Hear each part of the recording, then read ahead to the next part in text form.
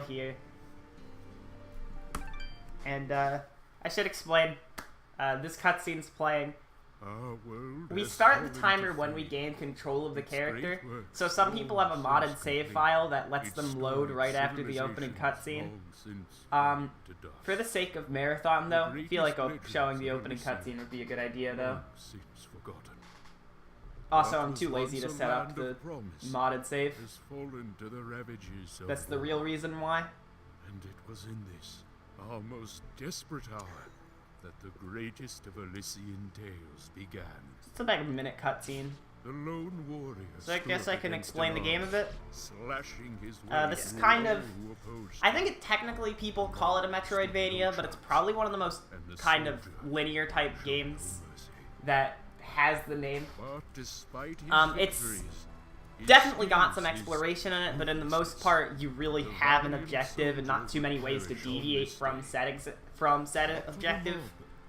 And we're going to be flying through that, hopefully, quickly. So, are you guys all ready to get started? I believe they are ready for you. Alright.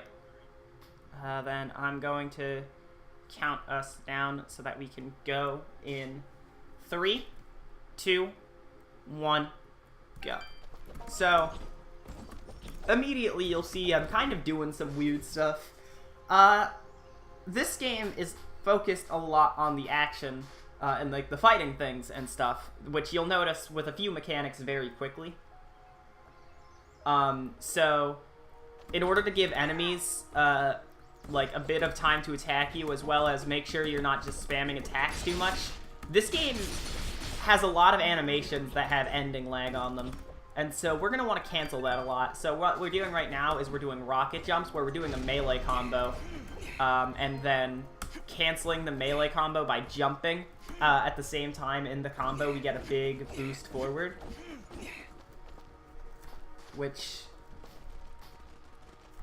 helps us move forward faster. However, once we get the dodge on that previous screen, we're never going to rocket jump basically ever again, because we can do dodge canceling, which has the same effect. It's just that instead of canceling a combo with a jump, we're canceling a dodge with a crouch stab, and it's helping us just move constantly at dash speed. Which reminds me, I'm actually able to dodge at this speed, or at this. Hold on, I gotta do a trick here, but I'm actually able to dodge at that speed because I'm on casual difficulty, which gives me infinite stamina among many other benefits. And there I just did a skip where basically that cutscene, there's one frame where it's skippable, and so I use like an outside window, like I click on OBS to unfocus the game, to pause the game, so I can kind of buffer that one frame and skip a cutscene that's usually not supposed to be skippable. It's pretty neat. But we got the dust storm from that, and the dust storm is this game's main thing. So that is very important. We're not going to actually use it as much as the game may want us to. We're going to use this a lot, though. We have the aerial dust storm, which lets us do aerial dodge cancels, which you see here. Let me dodge cancel, not only in the air, but dodge cancel a lot faster. Basically, we're going to want to do this a lot, which is going to be good, because a lot of our movement's going to be based around the air. Here, I'm going to set up for a little thingy later by loading an autosave on that to save point. And then I'm just going to keep on moving through the glade here. This is actually a really good glade so far. I've not been dealing with a lot of these red barriers right here, where, since, again, this game is a lot focused on fighting enemies and stuff, the game has red barriers, where if there's an enemy on the edge of the screen, it won't let you leave until the enemy's off the edge of the screen. And the game implies that it wants to kill all the enemies. We usually just try and either go above the enemies or try and knock them off the screen.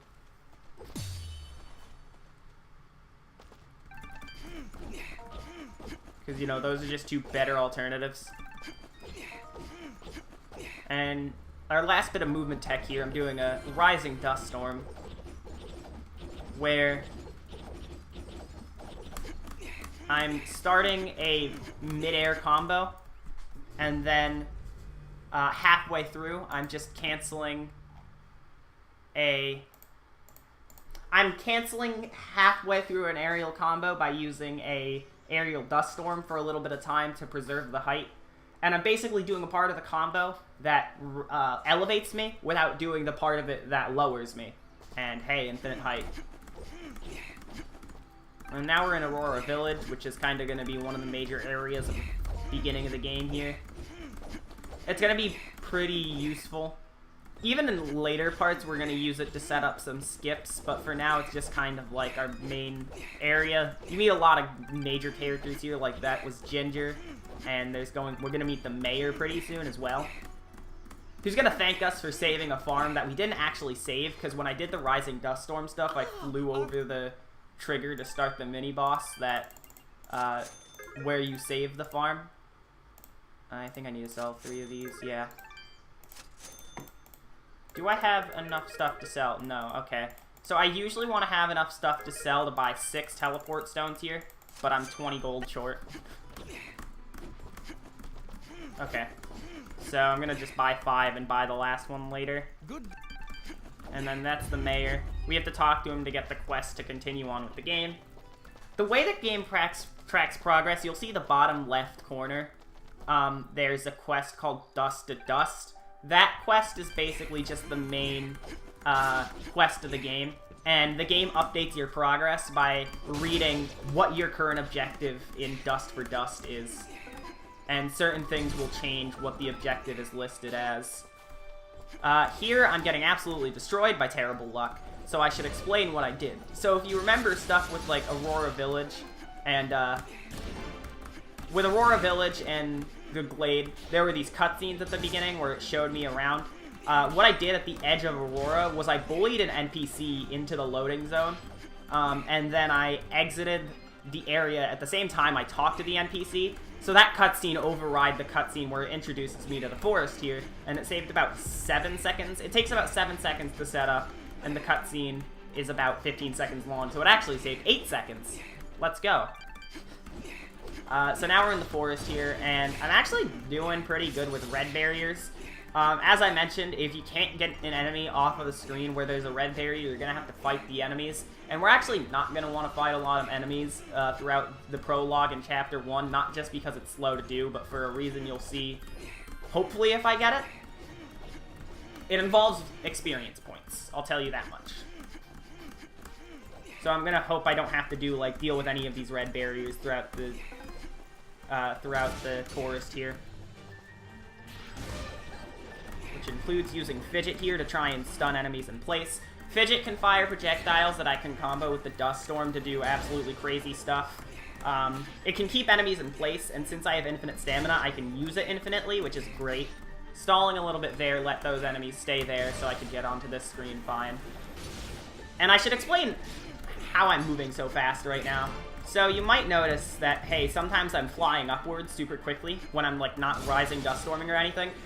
This game's combat is kind of based on, you know, getting to enemies as quick as possible. So when you're in midair and you do stuff like do an attack or do an aerial dust storm, if there are enemies, like, close enough, the game will actually try and home in on enemies, which allows me to do kind of crazy stuff in midair sometimes, like you've seen. We need these 2 bombs here for a little thing. I need to go over here, and then I need to bring this bomb up here. This is just faster. I don't need a second bomb. I only need 1 to break open the wall with the yellow in it. And there I got another key. I'm going to need another key for something coming up real soon. We're going to do one of the most important sequence breaks in the entire run, called Early Flesh Sheath. Basically, usually to climb these vines, you need an upgrade called the Iron Grip, which is all the way in Chapter 3. But, however, using Rising Dust Storm, we can actually climb this vine-filled area right now and get the item at the top of it. The item at the top of it, as the name of the trick, Early Flesh Sheath, implies, is going to be the Flesh Sheath, which ups my attack by 150. So it's a very good item that I'm going to use to fight a lot of bosses, which we do have a boss coming up. So it's good to be able to deal with that. By the way, that was a joke. We're actually going to be skipping the first boss. This is going to be Fuse Skip. There we go. First try, I did a jump, an up input, and a dodge on the same, at the same time to jump off of the save point and try and save the game at the same time. The game, you're never intended to do something like that, but for some reason, because of the way save points work in this game, which is really weird, if you are not on a save point as you save the game will recognize your vertical position as the same one as when you save the game, but the horizontal position will stay that at the save point. So you can use that to clip into the ground, where the game keeps a collectible there. It keeps a hidden ability. And that ability, actually, you're not supposed to get it. It stores it there until after the boss is dead. So, by keeping it there, when we collect it, the game thinks we've already beaten the boss. So, when I collected it, when it was out of bounds, the game was like, oh, you have this, so you've already beaten the boss. So we were able to leave. And here I'm actually going to get a skip, which I'm really excited, because the last couple times I've played this game, which I've done this game at, I did this game at 2 marathons last weekend, and I got this skip neither time. But I'm very excited to be able to get it this time. You may notice how close I am to leveling up, and you may recognize when I leveled up just a little bit ago, there was this big explosion that knocked me back a little bit. So what's going to happen here is I'm going to kill this enemy so I can go onto this screen. And then, once that happens, I'm going to level up once I enter this cutscene. So that was the enter area cutscene for Ceramon Caverns, which is the main area of level 2. However, as soon as I entered it, I leveled up, and the explosion pushed me backwards, back through the screen transition to the previous screen. And so the game... But since I was already on this screen and the cutscene started, the game was like, you've already been introduced to this area. So when I went back through the loading zone, the game didn't play the cutscene again. So if you're good enough to... Or it's kind of lucky sometimes with how the red barriers work. So if you get lucky enough to, not have to deal with leveling up twice in the first chapter of the game, you can do that skip and it saves 15 seconds. So now we just have to go through the caverns here. When I go down far enough here, enemies spawn here. So I'm able to just boost back up after getting that bomb, which I'm going to need to blow up a wall that's right below me. There we go. Come on. Thank you. And then there's another bomb. I killed all those enemies that were up there because... I don't want any of them hitting this bomb when I do this. And now we're going to do another kind of misplacement with the save point height. I'm going to dash off. I don't need to jump on this one, so it's slightly easier. I just need to dash off of that save point while saving.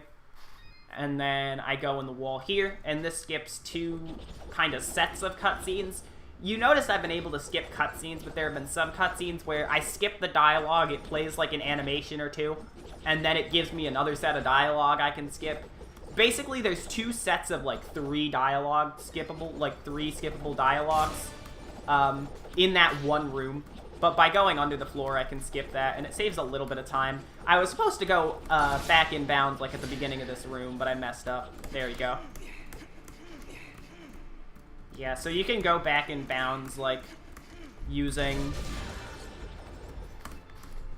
what's it called? Using enemies to boost you upwards, and then you can go back through the floor. Here, I hit the trigger for a cutscene that has infinite vertical range. That cutscene was actually happening below me. Yeah, this game's weird. But it's a little funny thing you can do. It doesn't save actually much time at all, if it even saves any at all. I like doing it, though, and I'm glad I was able to show it off rather quickly there.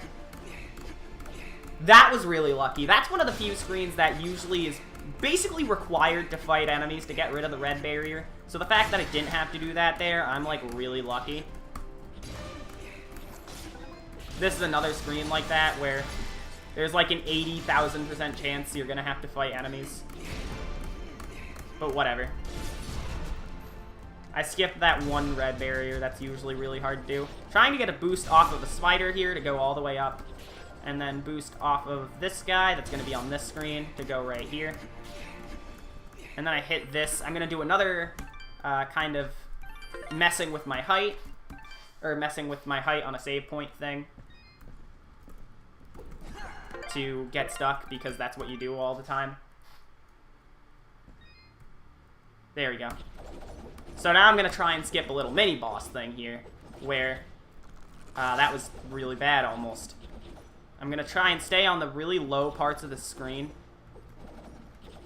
to try and skip the mini-boss trigger, which is probably right about here by now, so I probably already am past it. Try and Rising Dust Storm back in bounds.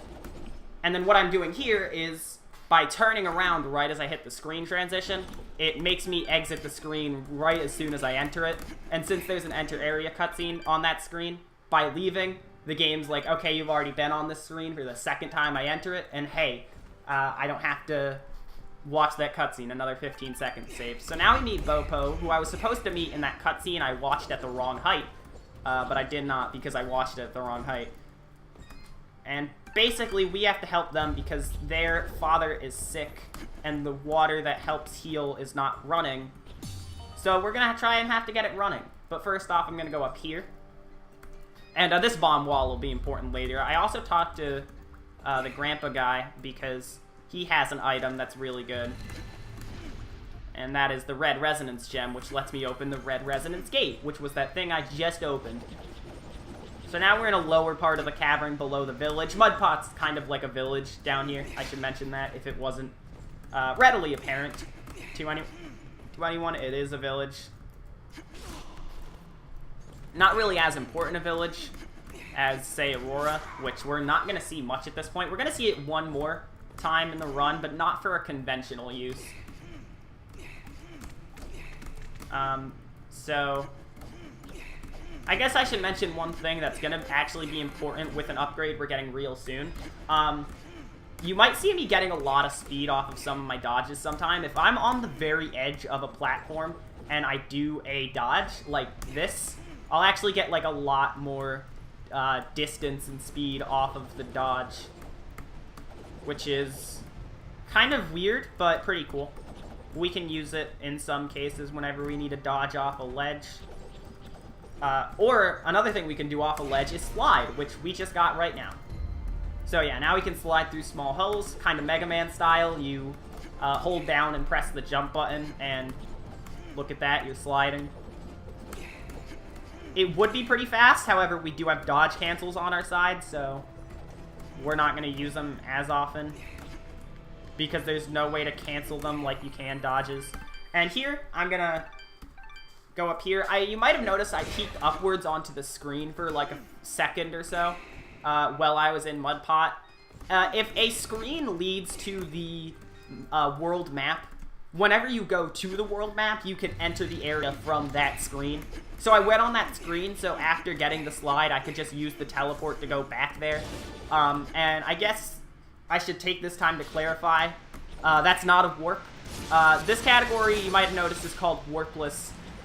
Warping is a glitch that's exclusive to the PC version, which I'm playing on, in which it's exclusive to the PC version, in which you need to use your mouse, and you can do some weird stuff with the map when loading into an area, in order to basically warp wherever you want the first time you enter an area. And I'm not exactly sure how it works because I don't run any warps categories, but that's basically banned. So instead of just warping to where you need to go, you can just, like, you know, actually get there, which I think is more entertaining. It shows off like more of the game and more of the movement, which is really cool movement in my opinion. Also, some cool combat, like the boss coming up. We're going to have Lady Tethys, who is usually in control of the water I mentioned earlier, but is kind of not herself right now. So we have to fight that. I'm kind of low. I usually want to be on the platform above me right now to set up for a stun lock I'm going to attempt to do, which I got anyways. So here, about halfway through, I want to wait a little bit before continuing the stun lock, and if I do it right like that, I can just crouch stab until she dies. Don't know why it works, but it does, so it's a good way to kill her.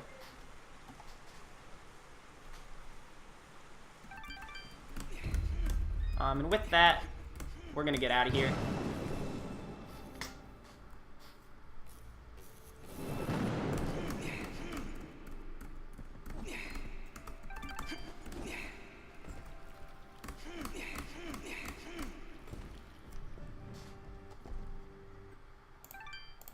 Right, now we have a lot of cutscenes to go through right here. There's going to be a lot of animations in between the cutscenes too, so I can't do too much about it. Just kind of, I don't know, if you have anything to say, or like an announcement or a donation or something, this is probably the best time. I will give a sort of schedule update. After this, you're going to see Crypt of the Necrodancer by the same amazing runner you have right now. Yeah, also me. Very good run. And then we have a Super Mario Bros. Warpless race. 2 Warpless in a row. Interesting. Yeah, nice. And a Mario and Sonic at the London 2012 Auto-Scroller Olympics all events. And you'll understand what I mean by auto-scroller when the time. Yeah, that's you. I'm actually taking over host while you're doing your own run. So that's going to be awesome.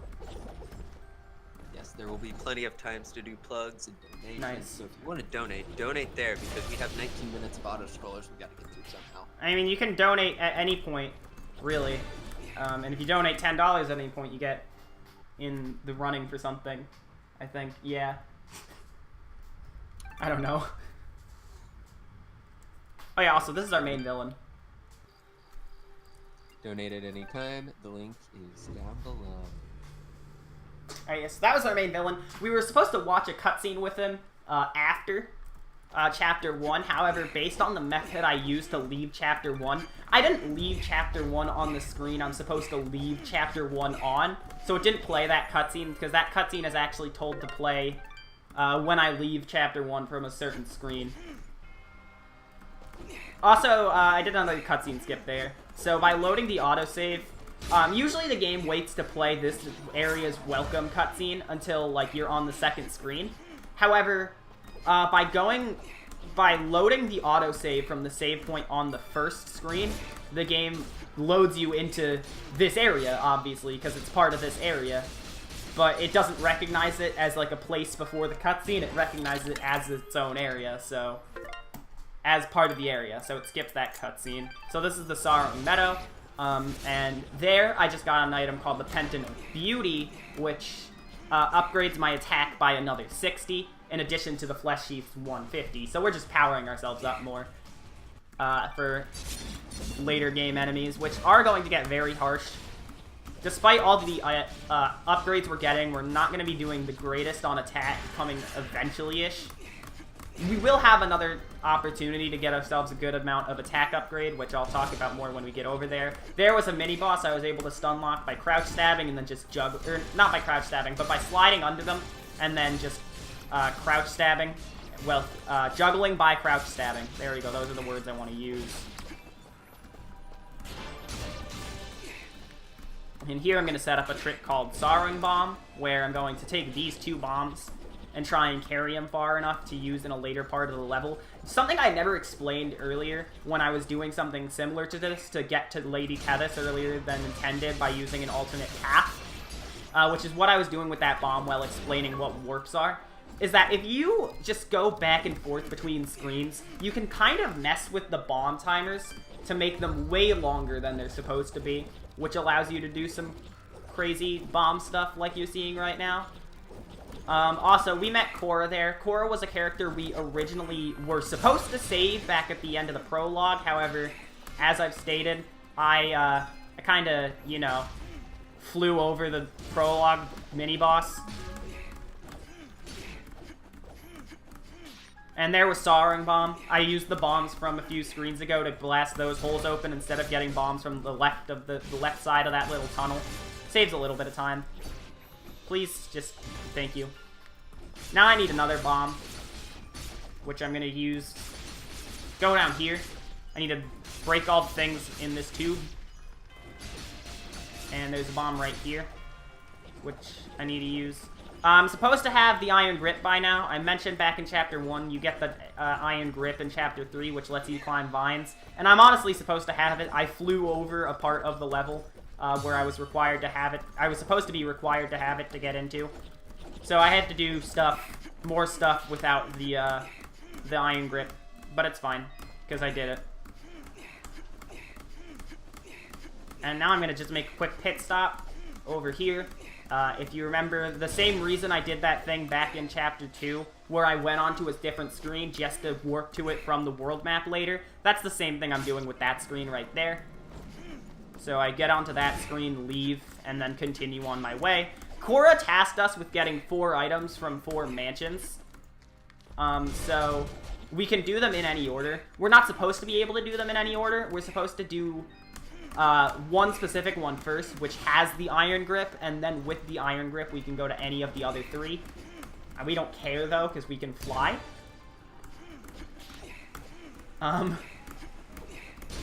And, yeah. So, heading up on the first mansion we're going to go to here, which is intended, I think, to actually... There is an intended order based on, like, a hidden thingy you can find in each mansion that kind of hints at the intended order. I think this is intended to be the 4th one, which there only is 4, so that's fun. There, I leveled up. Doesn't really matter at this point. The only time experience really matters all that much is back during that skip I mentioned at the beginning of Chapter 2. There's going to be one point where we level up a few times that I actually am going to abuse, but for now, experience does not matter. Because, like, you'll either get 4 levels up or 3 level ups based on your current level. So it doesn't matter where I level up at this point. Because I know I'll have a certain amount of experience by the end of a boss. Also, we're being chased by this ghost thing here. Basically, the 4 mansions, we're going to get chased by this ghost thing. There's supposed to be an introductory cutscene to this ghost thing. However, we skipped what was intended to be the first mansion. So we're not going to see that until we actually go over to that mansion. But once you get the item from the mansion, you just need to get out. Pretty simple enough. Okay, now I need to go down. Can I just say something for like a little bit more? Like, less than a minute? So, this is actually another chapter that's pretty alright for donations, in all honesty, so it's good you're asking that now, because this is fairly repetitive. We're gonna just have to go from each mansion to the other. And it gets only more repetitive with what I did earlier. So by warping over to... By getting that screen I can warp to the world map from, I actually... all mansions you get to, you're gonna have to get to them from the middle of the map where Cora was. And the fastest way to get back to the middle of the map is actually gonna be warping to the world map and then entering Soaring Meadow from that point I entered a few minutes ago on the world map that I mentioned. And then with that explained, yeah, you can read a donation or so now. We have a $10 donation from Manix86 saying, put this towards completing Small Fire Mario incentive. Take that as Smo and Super Mega Dave. So, with that being said, the Fire Mario incentive for Super Mario Bros. is coming up here in about an hour. Nice. Small Fire is really funny. But yeah.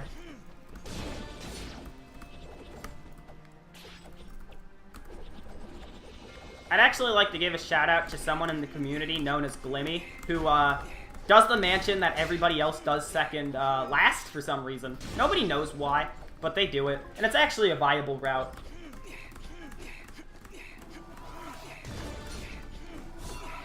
It's not a warp, it's a teleport. It's 2 completely different things. Completely.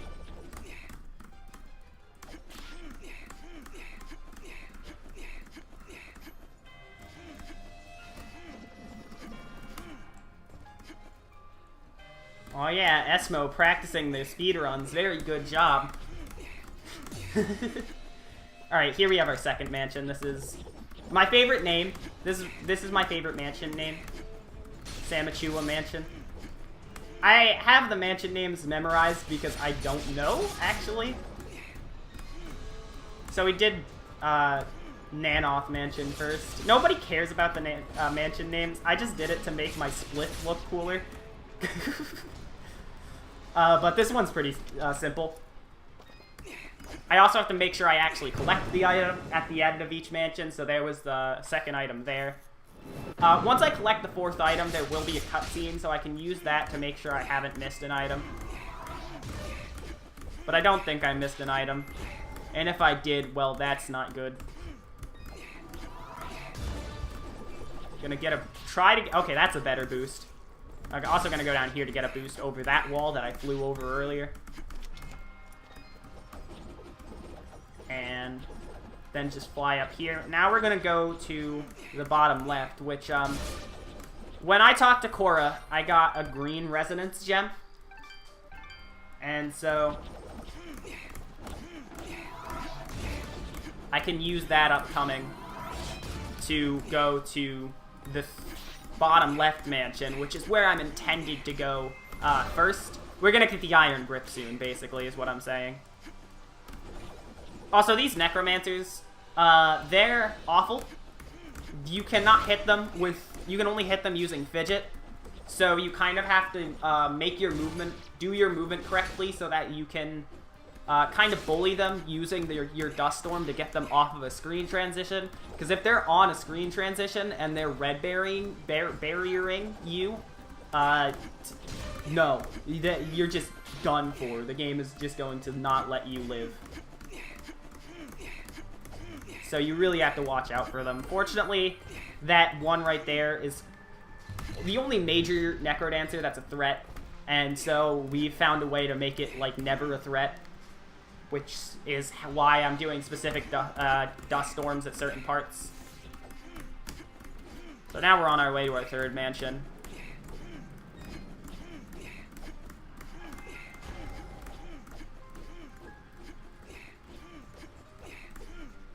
Which is, alright, down here. Here we're going to do a little thing that's not intended. What we're supposed to do is jump down into this hole, destroy this beehive that's here, and then take the bombs up a wind stream. However, if we just stand here in Dust Storm, we can destroy the beehive and all the bees in it, and then once the bombs regenerate, we can get them back by just standing there and Dust Storming again. So using that, we just skip some stuff, and we are in our third mansion now. So Bardell Mansion here was intended to be our first mansion, which you'll see, we have a cutscene introducing the ghost to us now. The ghost is invincible, I should mention this, but you can boost off of them. And until you're done getting the item from the mansion and the ghost is gone, there are not going to be any enemies in the mansions. Which there will be once you're done. But yeah, here's another example of trying to get a boost off of the ghost. And then this is the shortest mansion. It's this one screen. And then we get the iron grip, which lets us climb on vines. A very good thing to have. Yeah, we can finally climb on vines now. Those vines that I've been flying over this whole time, we can climb them now. Isn't that amazing?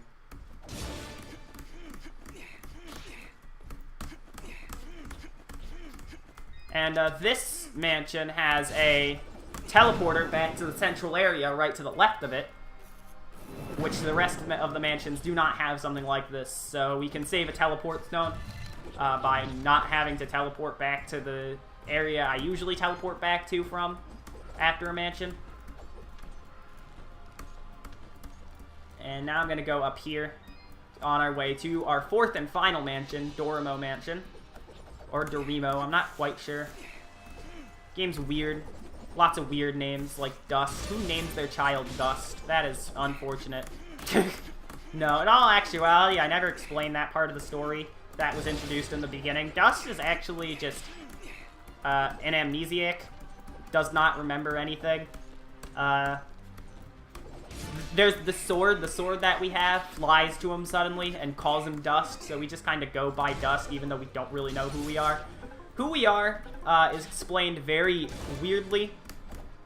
But at the end of Chapter 4 is basically a big moment, but I'm going to not try and talk about the story for the sake of spoilers, because I basically skip enough in between dialogue and gameplay in this run to where you can probably still get a good enough experience playing this casually after watching speedruns, and I really do encourage that you play this game casually. It came out on Switch, like, earlier this month, so you can play it on that if you want, but it's already on, like, I think it's, like, already on every other console, and it's on Steam as well, which is, as I mentioned earlier, it's what I'm playing it on, and if you want to do the Warp speedrun, you have to do it on PC.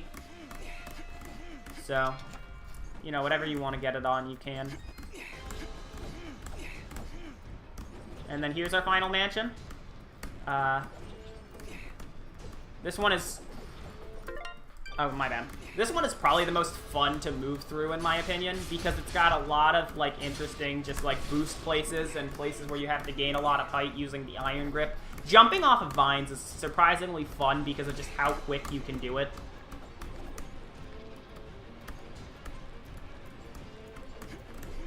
Like that.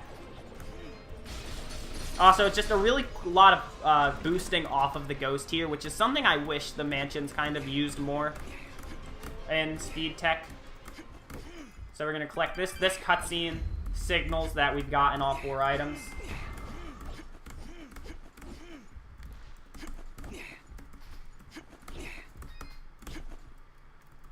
And then fall down here. Very fast fall.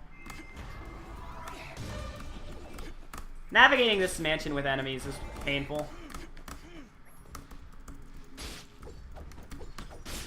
We're going to Rising Dust Storm over this set of blocks because it's faster than destroying them all. Alright, and now that we have all 4 of our items, we're going to go over here, teleport back to the same place I've already teleported to, like, 3 times. Don't worry, we're almost done. This is, again, the longest chapter in the game. And a lot of people do not like this chapter casually. This is, like, probably the least popular chapter in this game, is this one. And I can definitely understand that. Fortunately, despite all the repetitiveness of it, or the repetition, rather, is the better word to use, it's still a pretty fun chapter in the run, in my opinion, at least. Because this is just a fun game to move around in, and it has a lot of solid moving around. There are actually, like, 2 OOB strats I don't know that can save, like, I think both, if done right, around a minute combined. I think each of them save 30. I don't know them, though, so... Oh, well. Alright, and then now we have to talk to Cora. And we're going to have a boss fight with the Ghost. And with the power of the 4 items we've collected through the mansions, we're going to be able to damage the Ghost. So the Ghost is named Baron Cain, I should mention. And Cain has 2 major attacks. When you're close enough to him, he has an attack where he can summon zombies, but if you're close enough to him, he'll never do that. So what he'll do is he'll either, like, stomp his hand on the ground like this, or he'll do a swipe attack. We want him to do the stomp, because then we don't have to dodge out of the way. And near the end of this fight, you're going to see, I'm going to pause the game. No, don't go into the how to play. Go into the settings, and I'm going to switch my difficulty from casual to normal. And then try and finish the fight like a normal person. Like that. There we go.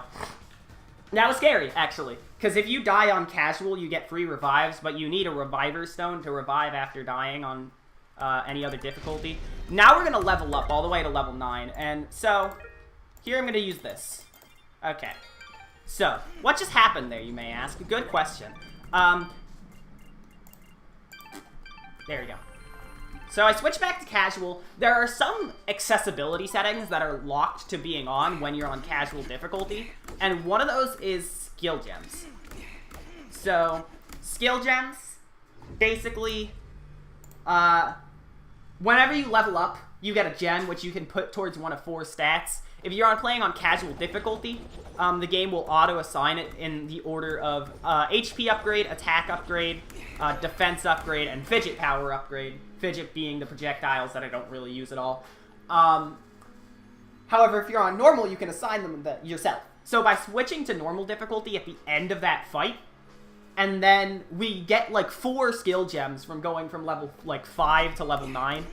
And I can put all of them towards attack instead of them all going to a different stat.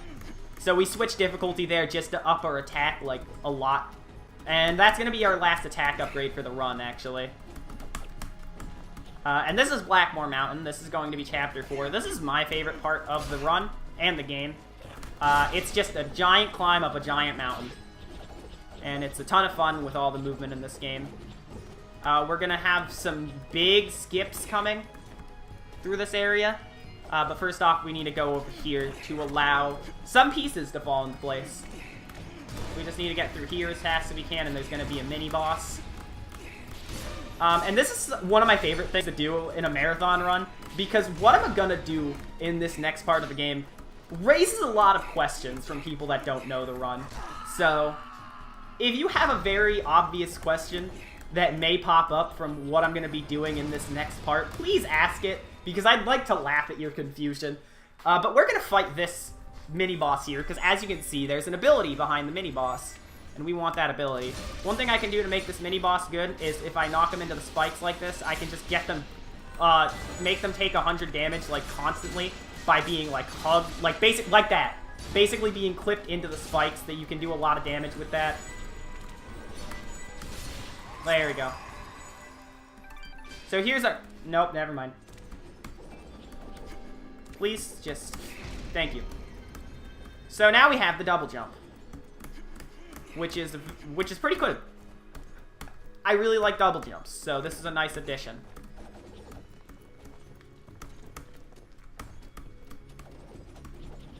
Again, if you have any questions about this, please ask them. I want to laugh at you.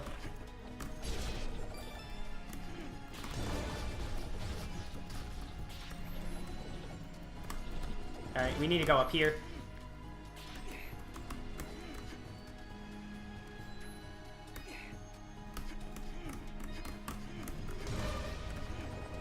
So this is a new form of movement we have with the double jump, is we can do a dodge, kind of like a dodge cancel type thing, except instead of canceling it, we can just immediately jump into the air and then start trying to use an aerial dust storm, and it gives us an insane amount of speed.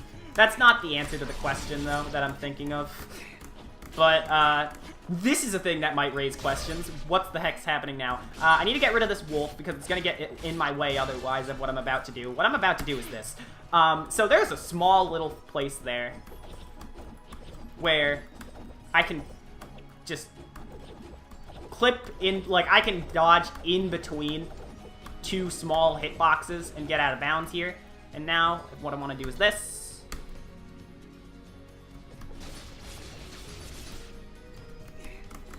Alright, so now I'm in the ceiling, right here.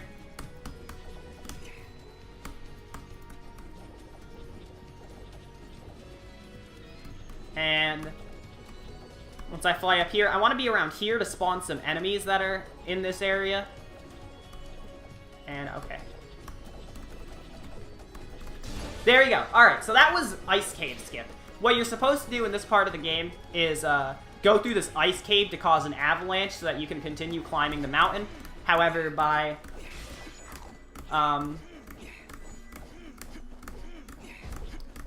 clipping into the wall there, using that pillar to go into the ceiling of the ice cave, and then flying upwards, you can make it to a part above where the avalanche is supposed to happen, and skip causing the avalanche by going inside the ice cave. Saves a lot of time. Very good skip.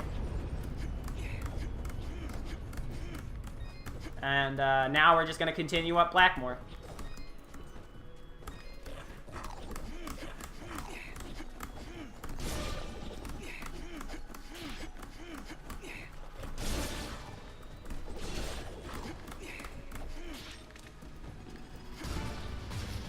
Alright.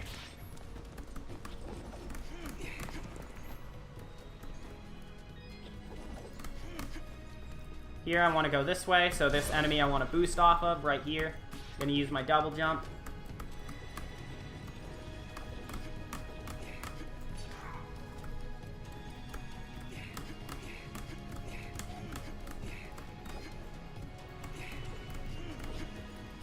And now, alright, cool. Okay, so now I'm going to do some damage boost stuff here. Where I'm going to try and get up on that platform that's above me right now by just doing a bunch of damage boosts. There we go. I want to be right up there and then just continue moving. If a wolf jumps to the right there, it can red barrier me, which is very rude, and I do not like it to do that.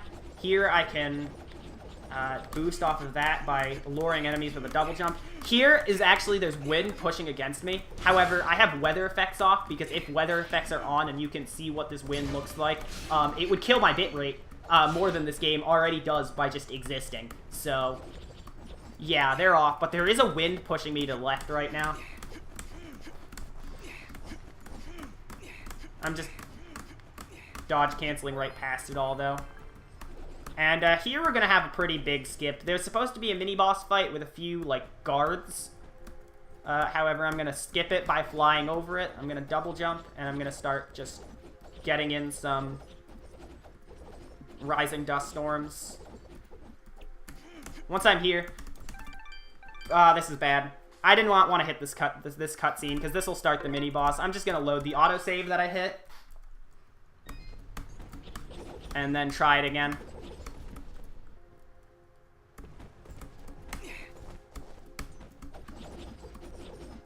There's a cutscene if I go too far to the right, so I don't want to go too far to the right.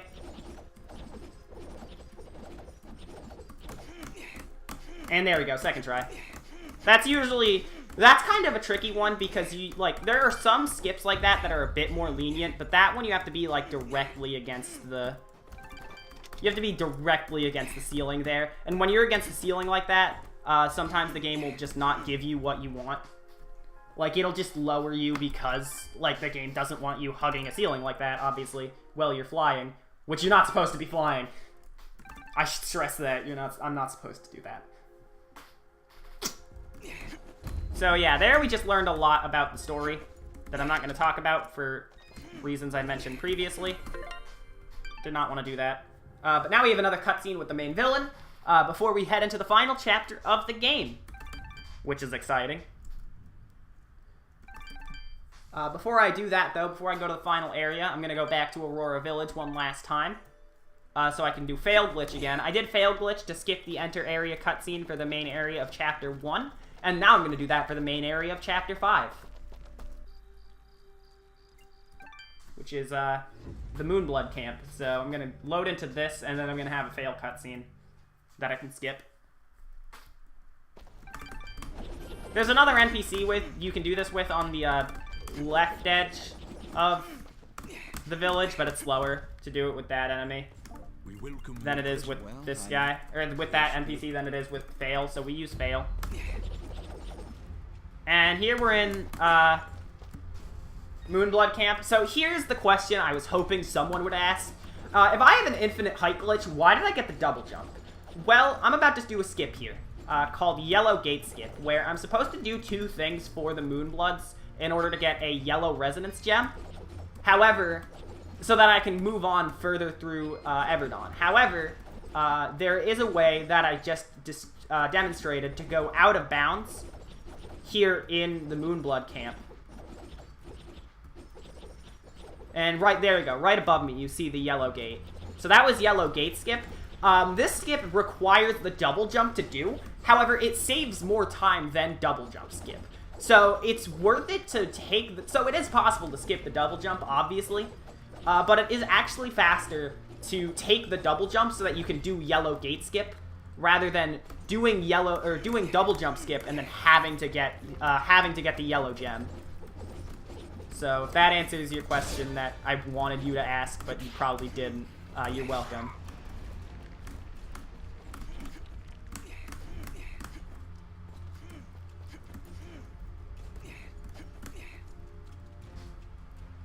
And here we're going to head into the final area of the game. We need to bomb open this wall so we can go onto the next screen. And I don't think I got that. Nope. Alright, I was trying to do one more enter area cutscene skip, which I got basically every other one in the game, so I'm okay missing this one, because this is probably the hardest one. Has the same setup as the mud pot skip. You're just supposed to turn around at the same time you hit the screen transition. And then you're in Everdon Basin, where there's basically a war taking place between the army of the main villain that I've mentioned many times when we've seen them in cutscenes, as well as the Moonbloods, which we're on the side of the Moonbloods. So we're gonna have to try and stop the General Gaius is his name. He's the main villain. I'm gonna fly over a lot of this because there's a lot of enemies on the ground that I just don't want to deal with. This is the best way to deal with it, is just not deal with it.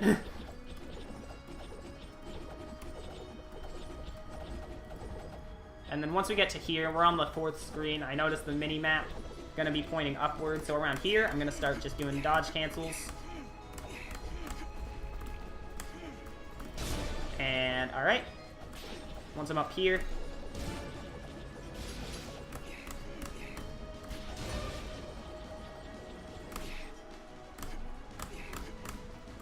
this red barrier actually does not exist. You can walk right through it in most circumstances.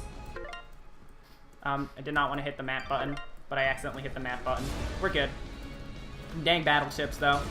Hitting me in midair. Thank you. Gonna try and just get away from that one. There's gonna be a cutscene here. We're gonna get a warp. If we want to do anything before going to fight the final boss, we can hit that teleport orb to go back to the entrance of the Moonblood camp. We're not going to need that because we don't need to go backwards. Right here, though, I'm going to stay as high in the air as possible. So you see these cannon shots have begun. We don't want to get hit by the cannons. The cannons are random, actually. However, for some reason on this first screen, if you fly at the very top of the screen, they'll never hit you, and then you'll, like, immediately get hit once you enter the next screen. And now you have to deal with the luck. So, what you're supposed to do here is take cover by going underground to avoid the cannon stuff. However, since we're on casual and we don't die, it is actually faster to just kind of brave the cannons.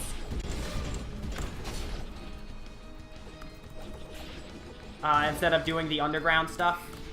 But they are luck-based. They can fire, like, wherever they want. And even when you have invincibility frames, if one hits you, it can just totally change your direction, which is an awful thing.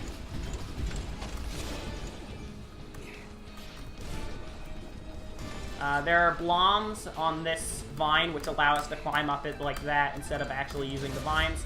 And now we're on the last couple screens before the final boss. That's the last cannon we have to deal with, at least, was that one over there, so don't worry about that. This guy is on the edge of the screen, so I need to kill him to get on to the next one. And here. Alright, now we're on to the final boss. So we're about to fight Gaius soon, but what I'm going to do before that is pull out a glitch from Chapter 2. Going to do a save point kind of manipulation thing. Going to save the game. Go out of bounds with it. And by doing that, we're actually going to fly up here, and I'm going to hit the trigger for the final phase of the boss. So now we're on the final phase of the 4th phase fight against General Gaius, where if he'll let me, thank you, there we go, we can actually do a stun lock here. He parried me, so he can randomly parry you for no reason in midair while you're trying to do the combo, and it's awful. Please let me do the combo. What I'm trying to do is I'm trying to do a midair combo like this, where I throw him into the ground. I spike him, as I like to call it. And basically, in order to prevent him from kind of having problems, he can't go in the lava. So when he jumps into a lava or falls into a lava pit, he'll like air jump right back out and get some invincibility frames. We skipped the other boss that actually uses invincibility frames, which was Fuse, the first boss back in the forest. However, the jump is long enough to cancel out the invincibility frame, so by the time he lands, we can actually just combo him again. And, don't do that. This is an awful Gaius fight, but it's almost done, so. Yeah, here we go. I'm just gonna hold this. And explosion. The game's almost over. At this point, now all we have to do is just crawl to the right until we reach the final cutscene. So time's going to come up in under a minute, and it's when we lose control of Dust. We just have to do some very slow crawling here for a little bit.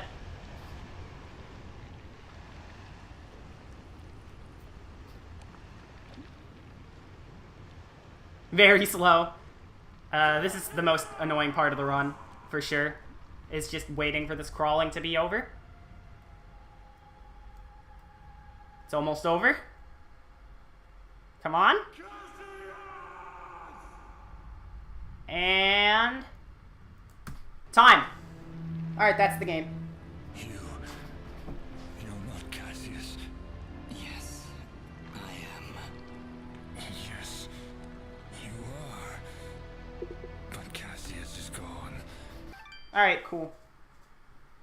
That was a really good run, by the way. Yeah, so... looking at this, I actually... oh, never mind. Okay, I got really excited for a second. No. So, I have my own timer up because the runner guide said to have my own timer up. This was a PB. Just gonna preface, this was a personal best.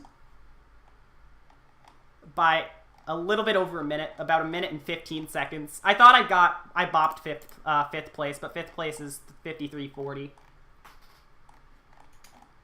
So I almost bopped fifth place.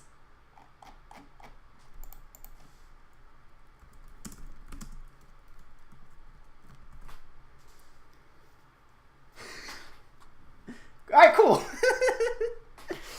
I didn't expect that to happen, but that was a really good run. I'm really happy with that.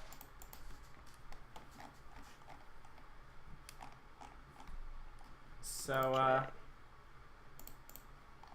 neat. I believe they're going to keep your audio up while you get ready. Well, I set up for a Necrodancer. Sounds Yeah. good. While Lori does that, I'm going to give you the rundown for what's coming up next. Obviously, coming up next is Crypt of the Necrodancer, Cadence by Lori. Yep. Then it's going to be a race setup to Super Mario Bros. Warpless race by Ismo and Super Mega Dave, with a small Fire Mario glitch expedition being shown off after it. Then after that is Mario and Sonic at the London 2012 Olympic Games, all events run by Commander. And then after that is Super Mario Odyssey Dark Side by King J, with there's still the softlock bonus run that you can donate for exclamation point. Oh, yeah. Donate. Odyssey Get the softlock softlock percent is percent. great. Yes. Get the softlock percent in.